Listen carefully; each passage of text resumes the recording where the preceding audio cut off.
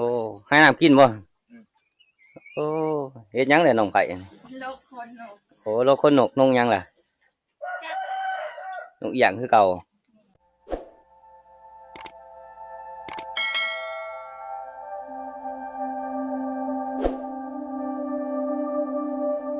สบายดีทุกคนสบายดีตอนเช้าๆนะก็คือมื้อนี้เฮาก็สิเกี่ยมเครื่องเกี่ยมของเข้าป่าทุกคนเลยเนาะมื้อนี้ก็สิไปกันหลายคนแหละครบทีมงานคือเก่ามื้อนี้ไปเกี่ยมเครื่องก่อนมื้อนี้ทุกคนไปงวดนี้ก็ไปประมาณ 3-4 คืนนี่แหละแต่ว่าเครื่องของเฮาก็สิเอาหลายเติบขาดบ่ได้ก็คือไก่นี่แหละไก่เฮาก็สิเอาไปนำมื้อนี้เพราะว่าช่วงนี้ฝนมันตกแล้วเทื่อนึงหรือว่าไก่ปลานี่มันจะเขาเร็วหรือว่าสูเร็วนะเขานี่เฮาก็1แต่เช้าพุ่นแหละยังบ่ทันขึ้นอยู่เดี๋ยวรอให้มันอันนี้ก่อนเฮาจังสิสิกนะ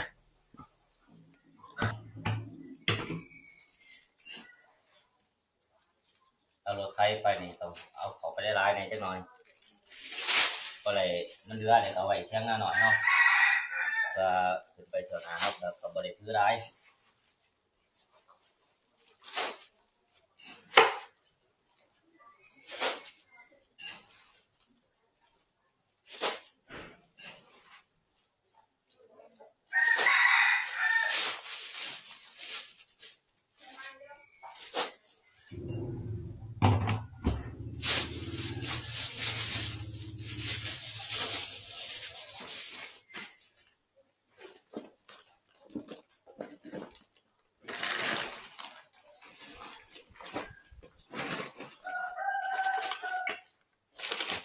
ก่อนเกาะเฮา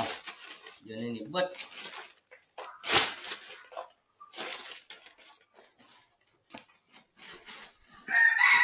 ไก่ปลานี่ขาดเมียดบ่ได้เด้ไก่ปลาต้องเอาเมียดนำ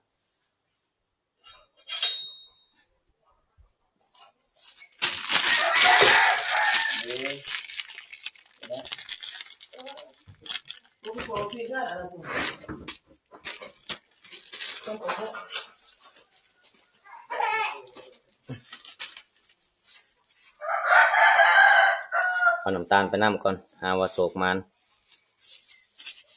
ถึงว่าเบิดได้บ่เฮ้ย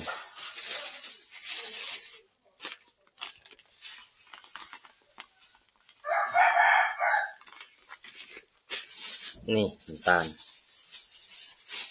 หาว่ามันพอได้ไปมักแนวกิน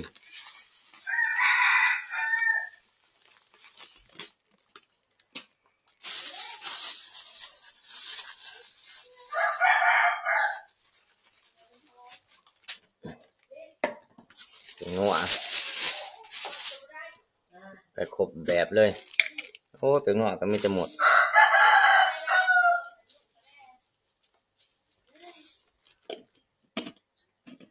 ไปบ่หลายหรอกเที่ยงเฮาก็มีนัวแล้วก็น้ำปลาขาดบ่ไหลขึ้นน้ำปลาก็แหลกกวนบ่มีบ่เฮ้ยจางแล้วก็สิให้ปลาแหลกอันนั้นไปกิน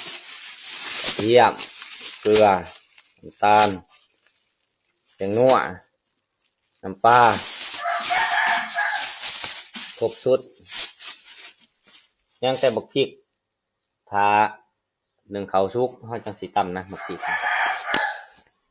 เอาเขาก็สิได้ที่เด้อทุกคนเลยลูกสาวมาสิเขาเลย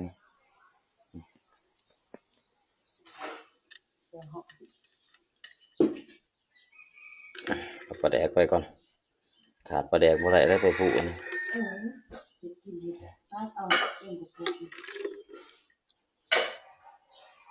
ปลาแดกปลาซิว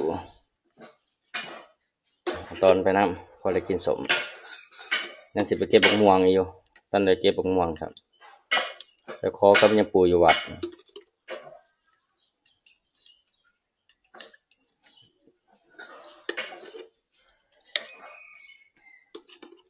ลูกสาวกลัวพริกไห้มาเนี่ยเต็มหม้อเลยมาเนี่ยเฮาก็สิไปหาเก็บบักม่วงก่อนพอเลยไปกินสมนะวัดบ้านเฮานี่ก็โอ้บักม่วงหลายขนาดทุกคนพุ่นแต่ละต้นนี่เต็มกิ่งเต็มงาเลย ม่วงมาถาไปเอาไก่เพราะว่าเฮาก็มาขอนะเพิ่นก็ให้นะนี่แหละสิเอาต้นนี่มันจังหลายแน่นี่ต้นต่ำๆนี่โอ้ป่าก็หลายขนาดพุ่นมีแต่ปลาในค่ำอยู่แจ่นะเรื่องหุงเลยว่ะพุ่น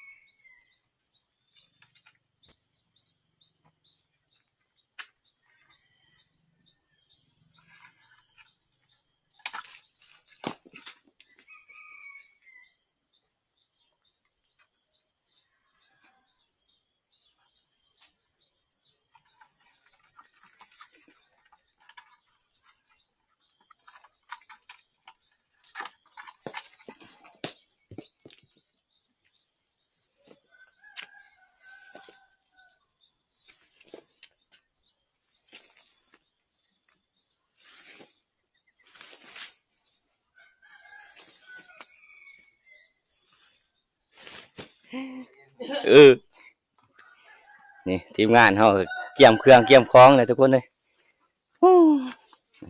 บอกสัญญาเอาไก่ไปนับเลยบอกยังต้นกล้าบ่นี่เอาก็สิพร้อมหมดแล้วทีมงานเฮาเจ้าแล้วเนี่ยบ่เลยนั่งถาแต่ในบ้านไหนมันช่องมาหาไหนใช้ได้คืนใหม่วันโดกระแจหรอกยังใช่มันเบียดบนสั่งบ่นี่มันปนชีบ่แล้วเป้าสาวตำแจวให้คุยเต็มครกเลยทุกคนเลย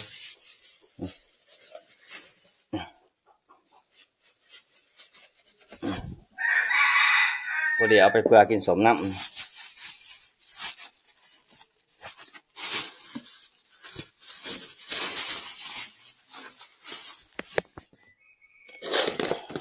จกเอาเขากินทางก่อนเขาเย็นตัวนี้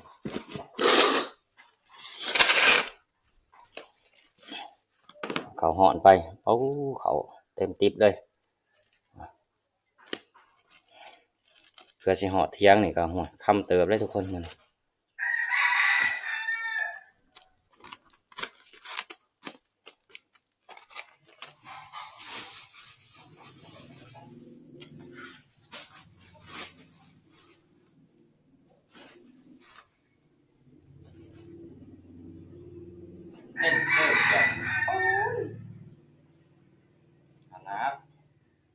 แค่นี้แต่ว่าใส่รถจักรขึ้น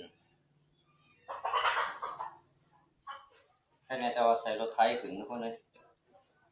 อย่างเฮา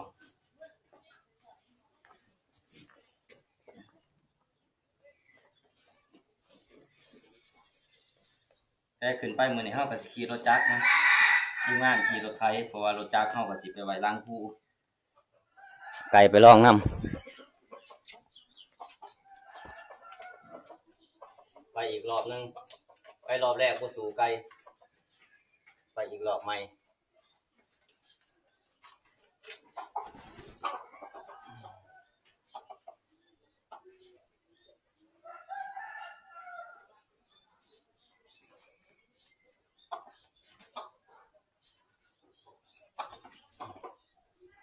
เครื่องไปใส่รถไถก่อนหนักขนาดตัวในฝ่ายก็ขี่รถจักรไปทีมงานเฮาแล้วเบิดแหละยังหาแต่ในฝ่ายผู้เดียวหมอเกือบขึ้นก่อนนะ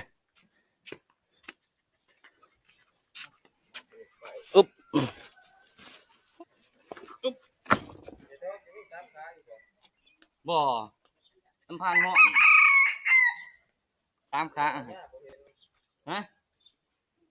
มันก็มีอันนึงไปเดินไปเขาให้น้ำกินบ่เฮ็ดหยังเลยน้องไผ่โลกคนหนกโลกคนนกนงยังล่ะ นกเอียงคือเก่า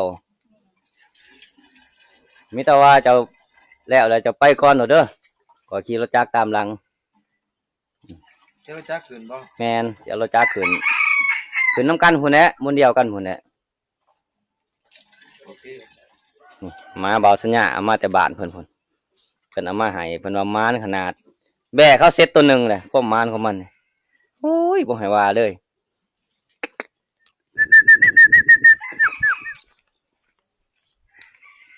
อ่ะบัดนี้ก็มีแต่ว่าพอกันอยู่หลังผู้ทุกคนเนาะคือว่ามื้อนี้เฮาก็มื้อนี้เสียงงานน้อยเฮาคือเก่ามื้อนี้